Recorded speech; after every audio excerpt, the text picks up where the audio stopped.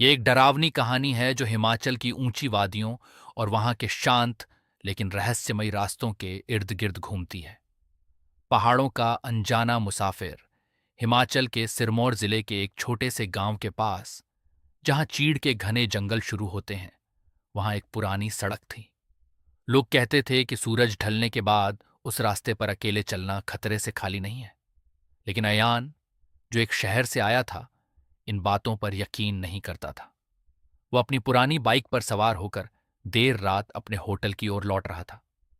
रात के करीब 11 बज रहे थे। चारों तरफ सन्नाटा ऐसा था कि बाइक के इंजन की आवाज भी कानों को चुभ रही थी।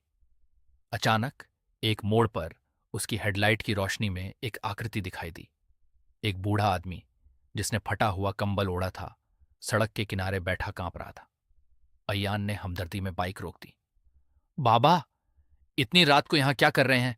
कहीं छोड़ दूं? अय्यान ने पूछा। बूढ़े ने धीरे से अपना सिर उठाया। उसके चेहरे पर गहरी झुर्रियां थीं और आंखें सफेद पत्थर जैसी लग रही थीं। उसने बिना कुछ बोले अयान के पीछे वाली सीट की ओर इशारा किया। अयान ने सोचा कि शायद वह बोल नहीं सकता। उसने उसे बैठने को कहा। जैसे ही वह बूढ़ा बाइक पर बैठा, अयान को अचानक ठंड का एक तेज एहसास हुआ। उसे लगा जैसे उसके पीछे बर्फ की कोई सिल्ली रखी हो। उसने बाइक तेज कर दी। चलते चलते अयान ने माहौल को हल्का करने के लिए बात करना शुरू किया। बाबा, यहां लोग कहते हैं कि इस जंगल में रूहें रहती हैं। क्या आपने कभी कुछ देखा? पीछे से कोई जवाब नहीं आया। अयान ने साइड मिरर में देखा, लेकिन पीछे कोई नहीं था।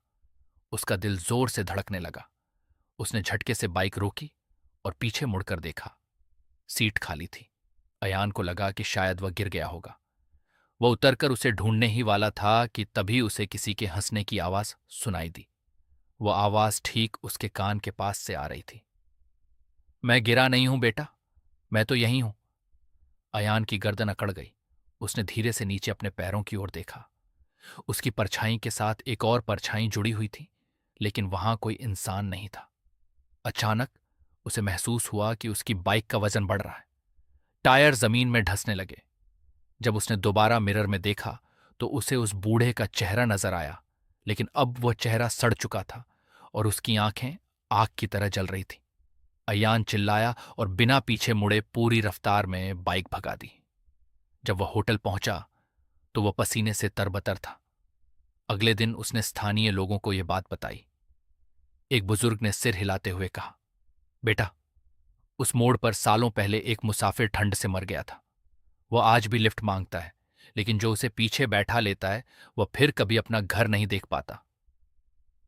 अयान ने राहत की सांस ली कि वह बच गया, लेकिन जब उसने अपनी बाइक की पिछली सीट देखी तो वहां मिट्टी के ठंडे हाथों के निशान बने हुए थे। उस रात के बाद अयान ने फिर कभी अंधेरे में अकेले सफर नहीं किया।